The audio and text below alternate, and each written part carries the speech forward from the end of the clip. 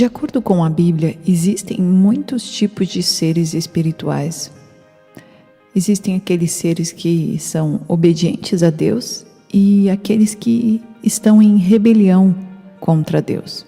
Antes da rebelião, eles eram todos filhos de Deus e faziam parte desta família celestial, por assim dizer. Sem dúvida nenhuma, estavam envolvidos no governo do universo. Olá, queridos viajantes da Palavra de Deus, sejam muito bem-vindos a este canal, tudo bem com vocês? Para vocês que ainda não me conhecem, eu me chamo Mari Garcia e se você ainda não está inscrito aqui, este é o momento que você pode se inscrever. Ativa o sininho aqui embaixo para o YouTube te avisar toda vez que eu postar um vídeo novo por aqui.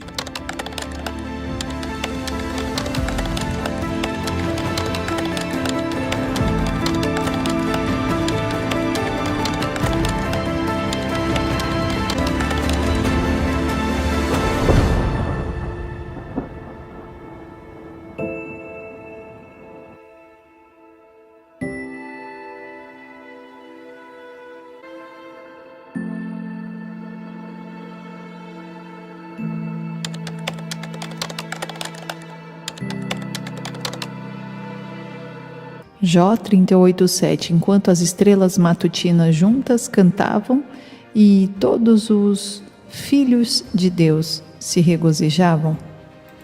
A frase filhos de Deus descreve uma ordem ou classe de seres espirituais criados por Deus. Também pode significar governantes ou juízes, não iguais a Deus, é claro, mas dotados de sabedoria e inteligência sobrenaturais, capazes de desempenhar funções a serviço de Deus, que os criou. Eles também estão envolvidos no conselho de Deus, ou governantes do céu. Salmos 82, versículo 6. É Deus quem preside na suprema assembleia, no meio dos poderosos. Ele é o juiz, ou ainda, no meio dos juízes, ele é o juiz. É interessante que somos informados no livro de Jó que havia filhos de Deus que tinham acesso a Deus. Jó 1, versículo 6.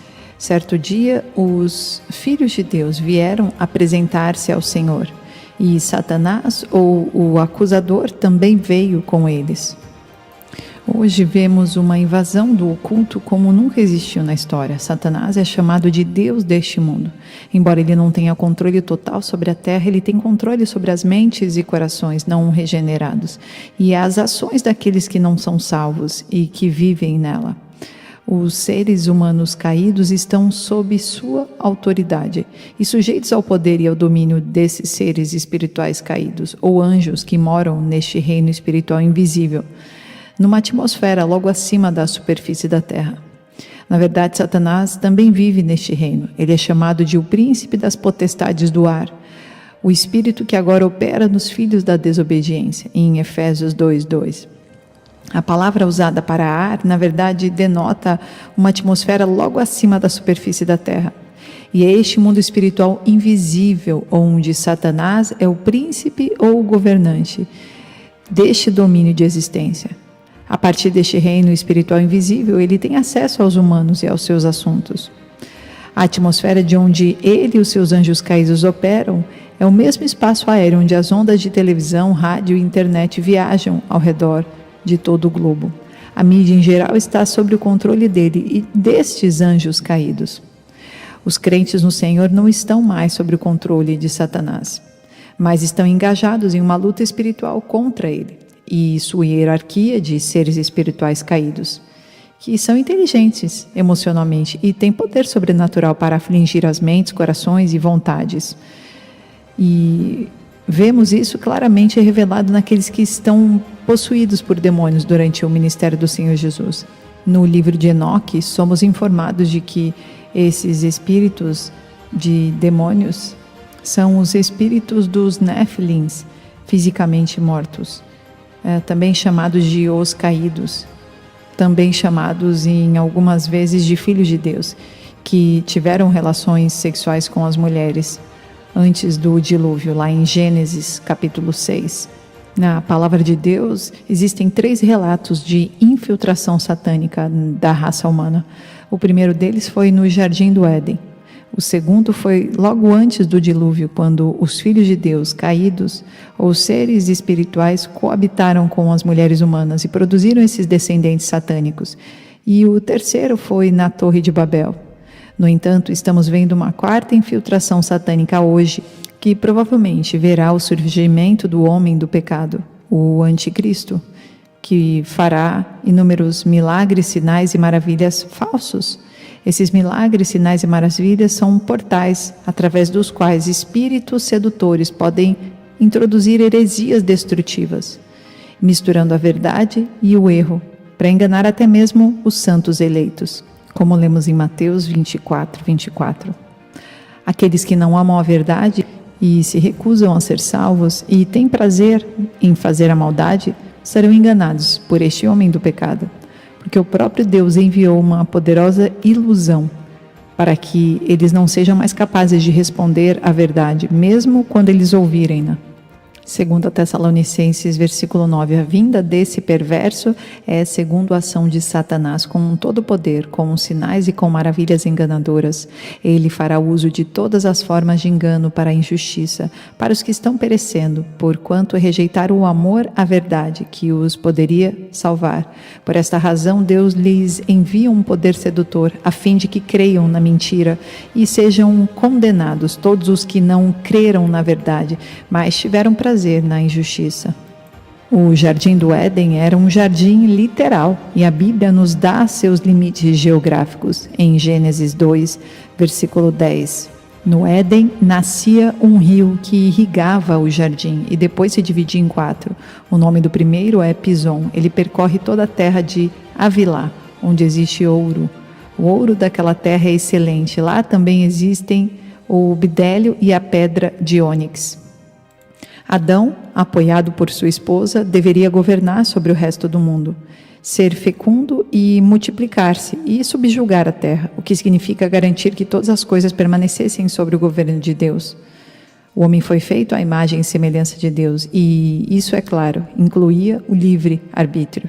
Também lemos na Bíblia que certa vez Lúcifer, antes de cair e se tornar conhecido como Satanás, morava no Éden de Deus, Ezequiel 28:13.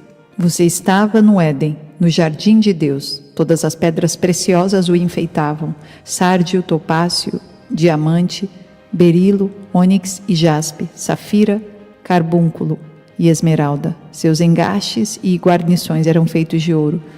Tudo foi preparado no dia em que você foi criado.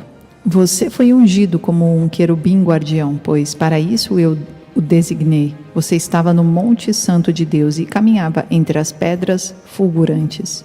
Você era inculpável em seus caminhos desde o dia em que foi criado, até que se achou maldade em você.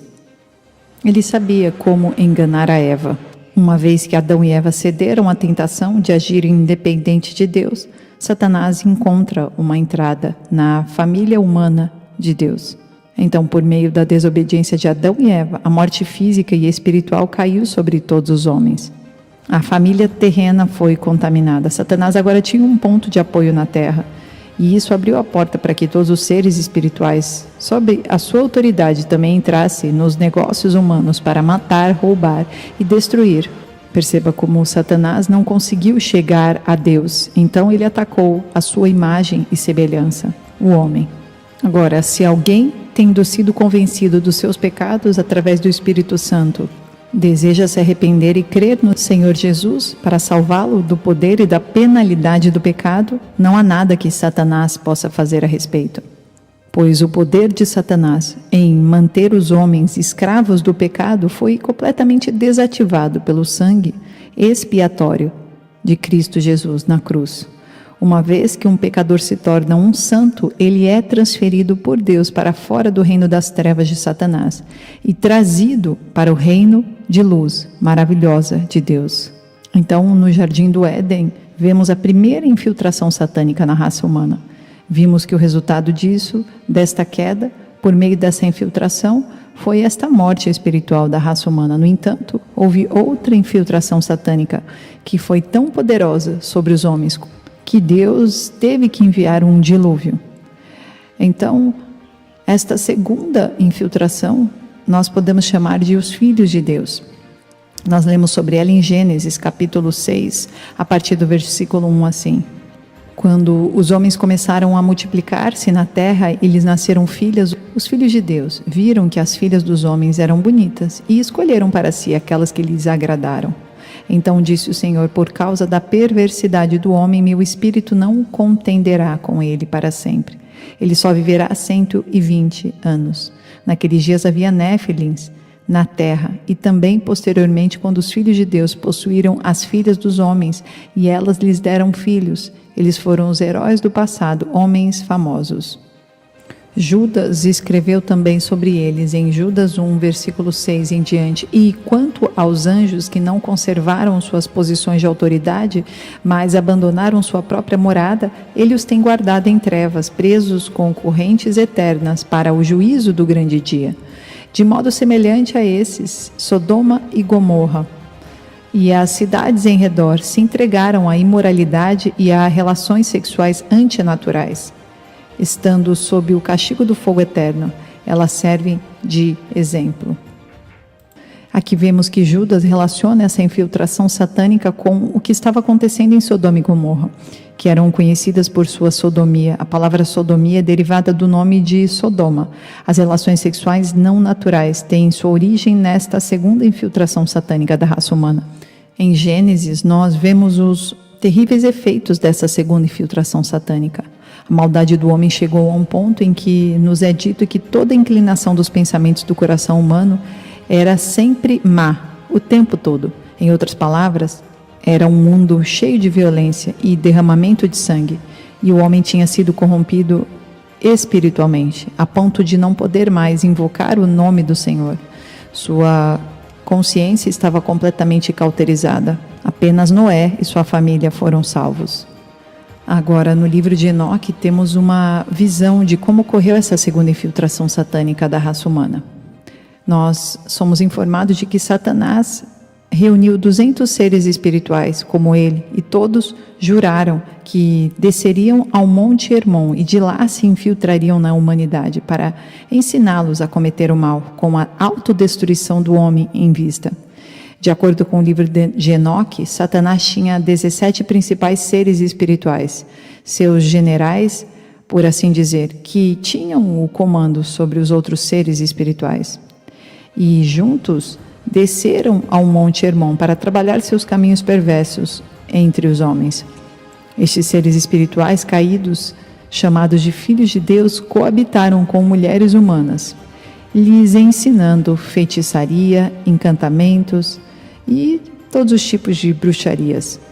Estes seres espirituais que produziram os Néfilins, esses caídos, por terem relações sexuais com mulheres humanas, os ensinaram a fazer espadas, facas, escudos, fabricar espelhos para se olhar, para trazer a vaidade, fabricação de pulseiras, ornamentos, uso das tintas, cosméticos, o embelezamento e tudo mais. E deste modo o mundo foi sendo alterado do que Deus pretendia originalmente que o mundo fosse. Enoque também nos diz especificamente quem foram esses seres espirituais que ensinaram esta maldade. Ele escreve assim: a impiedade aumentou, fornicação multiplicada, e eles transgrediram e corromperam todos os seus caminhos, e muito provavelmente foram a fonte da sodomia. Amazaraque ensinou todos os feiticeiros e divisões de raízes. Armers ensinou a solução da feitiçaria. Barcaial ensinou aos observadores das estrelas, os astrólogos.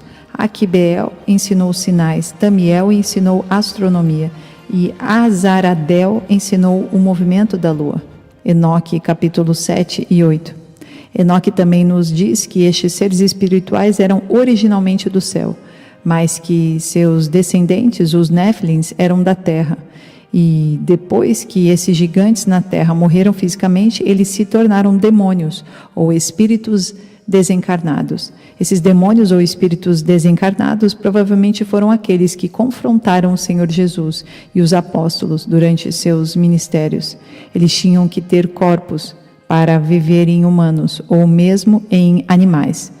Vemos isso no relato do Evangelho, quando os demônios imploraram ao Senhor Jesus para entrar nos porcos. Esta citação está em Enoque 15, versículo 8. Então nós vemos que a segunda infiltração satânica da raça humana aconteceu quando os filhos de Deus, os seres espirituais, coabitaram com mulheres humanas, produzindo descendentes, ou o que poderíamos chamar de demonoides, ou néfilins, ou caídos. Essa teria sido a fonte da mitologia grega, onde vemos os deuses coabitando com mulheres e produzindo homens meio divinos, meio humanos, como o próprio Hércules. É interessante que o Senhor Jesus disse que assim como foi nos dias de Noé antes do dilúvio, assim será nos dias antes dele mesmo voltar. Os filhos de Deus que coabitaram com mulheres humanas trouxeram este dilúvio sobre o mundo inteiro. Nos últimos dias, a mesma coisa ocorrerá, só que desta vez o mundo será julgado pelo fogo. Antes, houve uma invasão do ocultismo no mundo, que provocou o dilúvio. No fim dos tempos, provavelmente também haverá uma invasão do ocultismo, como já temos visto, e uma modificação do DNA humano. E isso aumentará em tamanha grandiosidade, que chegará o tempo onde tudo será julgado pelo fogo. A terceira infiltração satânica após o dilúvio foi a Torre de Babel. Joséfo nos conta que Nimrod construiu a Torre de Babel como um ato de desafio e ressentimento contra Deus por causa do dilúvio que Deus trouxe sobre a antiga geração perversa. De acordo com o historiador Joséfo, Nimrod disse que se vingaria de Deus se tivesse a intenção de afogar o mundo novamente. Então, por isso, ele acabou construindo essa torre alta para que as águas não pudessem alcançar. Nimrod era rebelde contra Deus, assim como seus antepassados ante-dilúvio. E, de acordo com o historiador Joséfo, ele persuadiu os seus súditos a não atribuir a sua força a Deus. Em outras palavras, ele era um rebelde contra Deus. Ele foi o primeiro tipificador do homem do pecado, que virá no fim desta era. Portanto, embora a Torre de Babel, Satanás estava tentando construir um império global e o seu homem, por meio de quem ele faria isso, estava sendo o próprio Nimrod, o Senhor também pôs um fim nisso. A última infiltração satânica que veremos no fim desta era, assim como quando nos tempos de Noé o Senhor viu a grande maldade dos homens sobre toda a terra, hoje nós vemos uma geração global de jovens que está sendo seduzida espiritualmente para um mundo espiritual por meio de jogos de computador, encontros de realidade virtual que os levam para outra dimensão, metaverso, como já fiz um vídeo aqui explicando. A tecnologia de realidade virtual é um portal por meio do qual a última infiltração satânica está ocorrendo e atraindo a imaginação de bilhões de jovens em todo o mundo. É uma estratégia mestre de Satanás. Não há nada de errado com a tecnologia em si, mas nas mãos do homem caído ela se torna uma ferramenta de Satanás para levar o mal à frente. Assim como a própria internet, não há nada de mal na internet e no meio dela podemos dissipar a palavra de Deus. Mas é claro, no meio dela e ela nas mãos do homem caído se torna um problema de proporções epidêmicas. Basta entrar em qualquer loja que venda jogos de computador e jogos de realidade virtual e você verá pornografia, assassinato, violência, bruxaria, feitiços, magia e ocultismo. Então, o que aconteceu na época de Noé está novamente acontecendo. Mas o mundo está caminhando para um dilúvio de fogo e não de água. Como crentes em nosso Senhor Jesus, a luta espiritual que encontramos todos os dias se tornará mais intensa à medida que o dia do Senhor se aproxima. Se você nasceu de novo pelo bendito Espírito Santo, então você tem duas naturezas dentro de você agora. Você ainda tem aquela velha natureza, é claro, mas também uma nova, a própria natureza do Senhor Jesus, sendo também a natureza de Deus. Então você é um filho de Deus, faz parte de sua família celestial na terra e é um em espírito com Ele. A natureza que mais alimentamos é aquela que, em último lugar, nos controlará. É por isso que devemos ter cuidado com o que permitimos que nos afete em nossa imaginação. As imagens sempre afetam a sua mente, depois o seu corpo, a sua alma e o seu espírito. Chegará um tempo em que serão tão realistas que parecerão e falarão e até mesmo expressarão emoções como humanos. Serão usados especialmente na área sexual. Esses podem se tornar portais pelos quais os demônios podem ter relações sexuais com humanos também. Então pode chegar muito bem o momento em que veremos os Néfilins caminhando nesta terra mais uma vez.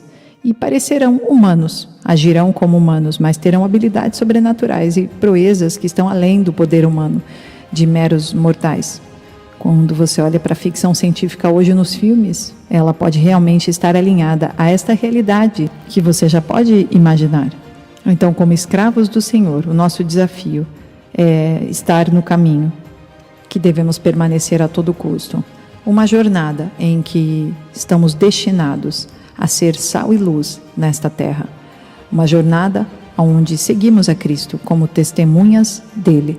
Uma jornada onde aprendemos a palavra de Deus colocando-a em prática. Deus abençoe, queridos, e até o próximo vídeo.